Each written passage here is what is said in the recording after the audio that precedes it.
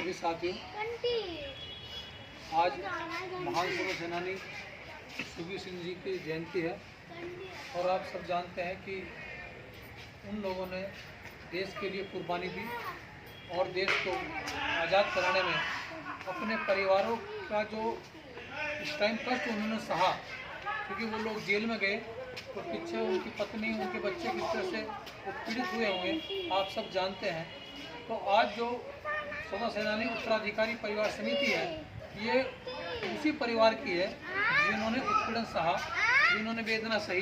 क्योंकि अगर घर का मुखिया जेल चला जाता है, घर का मुखिया की शहादत होती है तो पूरा परिवार पीड़ित होता है, परेशान होता है। लेकिन देश के लिए चूँकि यह काम हुआ था तो आज जहाँ उनको सम्मान की बात है, वहीं उत्तराधिकारी भी उस बात के हकदार हैं। और मैं धन्यवाद करना चाहूँगा उत्तराखंड सरकार का कि जिन्होंने हरीश रावत जी के शासनकाल में ये स्वतंत्रता सेनानी उत्तराधिकारियों को पेंशन मिली, अन्य राज्यों को भी इनका अनुसरण करना चाहिए। और अभी जैसा कि हमारे भाई साहब बता रहे थे कि यहाँ जो ये ऐतिहासिक वटवृक्ष है, ये आज़ादी के दीवानों की एक तपस्थली है जहाँ पर 152 लोगों को एक साथ फांसी पर लटकाया गया था। लेकिन यहाँ अतिक्रमण हो रहा है और ये अतिक्रमण निश्चित रूप से राष्ट्र की अस्मिता के ऊपर ग्रहण है। तो हमें भी सरकार को सब प्रश्न लिखना चाहिए और ये प्रयास करना चाहिए कि यहाँ भविष्य में कोई इस तरह का अतिक्रमण न हो जिससे हमारे शहीदों की जो यादगार है वो प्रभावित होती हो। इन्हीं शब्दों के साथ पुनः मैं सुखबीर जी को श्रद्धांजलि अर्पित करते हुए अपनी वाणी मानता हूँ। जय हिंद, जय भारत, नमस्कार। आपको श्री गोपाल नारसन का नमस्कार। डिवाइन मिरर हिंदी चैनल में आपका बहुत बहुत स्वागत है। आइए जान लेते हैं आज की कुछ खास चर्चित खबरें। जैसा कि आप देख रहे थे, देश भर में आज प्रत्येक माह के प्रथम रविवार का 10 बजे 10 मिनट कार्यक्रम के तहत स्वतंत्रता संग्राम सेनानी उत्तराधिकारियों ने अपने पूर्वजों को याद कर उन्हें श्रद्धांजलि अर्पित की। हरिद्वार में जितेंद्र रघुवंशी के नेतृत्व में अमर शहीद जगदीश प्रसाद बस पार्क में कार्यक्रम हुआ तो रुड़की में सुनहरा वटवृक्ष पर शहीदों को याद कर स्वतंत्रता सेनानी सुखबीर सिंह की जयंती देशबंधु के नेतृत्व में मनाई गई। भारत और साउथ अफ्रीका के बीच आज वर्ल्ड कप 2023 का 37वां मुकाबला खेला गया। दक्षिण अफ्रीका के खिलाफ भारत ने टॉस जीतकर पहले बल्लेबाजी करते हुए 50 ओवर में 5 विकेट खोकर 326 रन बनाए। आतंकवादियों की मदद करने वाले 55 सरकारी कर्मचारियों को जम्मू कश्मीर सरकार ने बर्खास्त कर दिया है। ऐसे कर्मचारियों की पहचान के लिए विशेष टास्क फोर्स गठित की गई थी। उपराज्यपाल मनोज सिन्हा ने कहा कि राष्ट्र सर्वोपरि है, जो भी हिंसा का साथ देगा उसे बर्दाश्त नहीं किया जाएगा। बिग बॉस OTT 2 के विजेता एल्विस यादव ने नोएडा में अपने विरुद्ध सांपों के जहर की सप्लाई करने के मामले में FIR दर्ज होने के बाद भाजपा सांसद मेनका गांधी के विरुद्ध मानहानि का मुकदमा करने की धमकी दी है। उन्होंने कहा कि उन पर मिथ्या आरोप लगाकर उनकी छवि खराब करने की कोशिश की गई है। उत्तराखंड के पिथौरागढ़ में श्री कृष्ण मंदिर में पुरुषवादी परंपरा को बदलकर 2 महिलाओं को पुजारी का जिम्मा सौंपा गया है।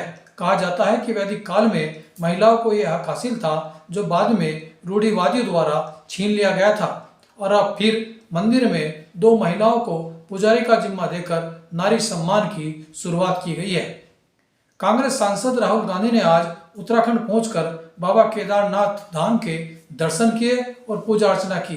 वे यहां 3 दिन तक रुकेंगे। व्यक्तिगत दौरे पर आए राहुल गांधी ने मंदिर के महंतों व पुजारियों से भी मुलाकात की है।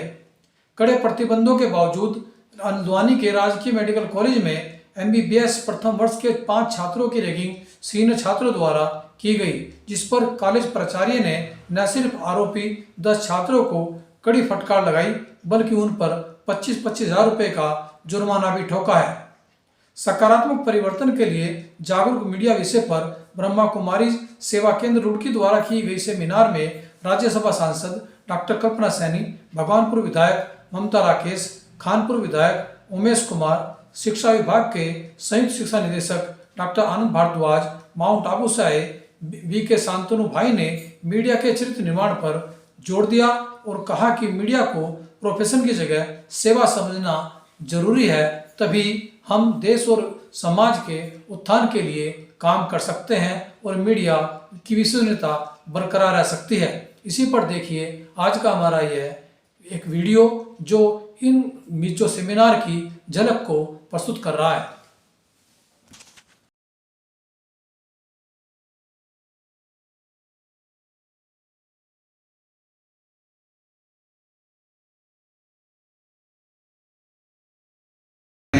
यही जागृत मीडिया हर संकट का प्रहरी बना है। यही जागृत मीडिया आप सपूतों को पा करके धन्य हुआ है इंडिया। मानवता की निस्वार्थ सेवा से सदा ही करते हैं। मानवता की निस्वार्थ सेवा सदा ही करते हैं। हथियारों, तलवारों या ललकारों से न डरते हैं। हथियारों, तलवारों या ललकारों से न डरते हैं। आप ही वो योद्धा है जो सत्य के रक्षक है। सुस्वागतम, सुस्वागतम, सत स्वागतम।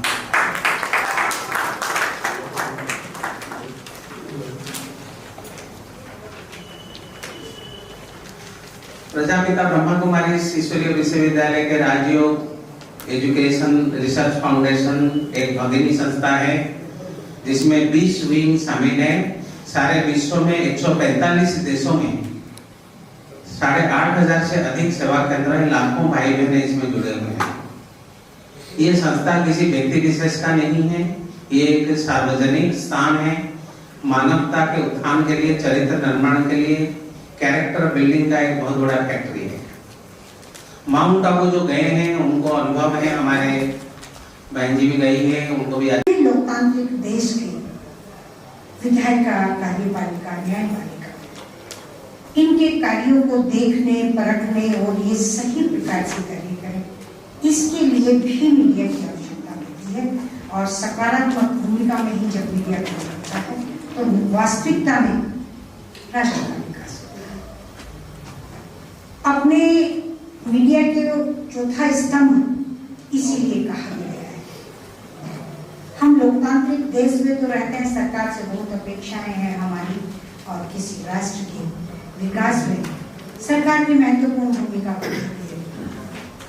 वो तो समाज में भी होती है, घर में भी होती है, परिवार में भी होती है और हर विभाग में भी होती है। कहते हैं कि जो जिस घर का मुखिया जैसा होता है उसी तरह का उस परिवार का, उस विभाग का, उस शहर का, मैं तो राष्ट्र का ही नहीं पूरे विश्व की बात करती हूँ कि वैसा ही वहाँ का वातावरण हो जाता है और वैसा ही उसका कार्य हो जाता है। अपना भारत तो प्राचीन काल से विश्व गुरु रहा है, आज भी है, और मुझे लगता है कि हम अध्यात्म के उस ज्ञान मिले, मुझे हर कोई जाने, इसीलिए तो हम सब कुछ करते हैं, या फिर इसलिए भी करते हैं कि हमारे जीवन के अंदर सदा सुख और शांति बनी रहे। लेकिन ये सुख और शांति, ये पद मिलना, ये मान शान की प्राप्ति होना, वास्तव में ये सब भी मेरे ही हाथ में।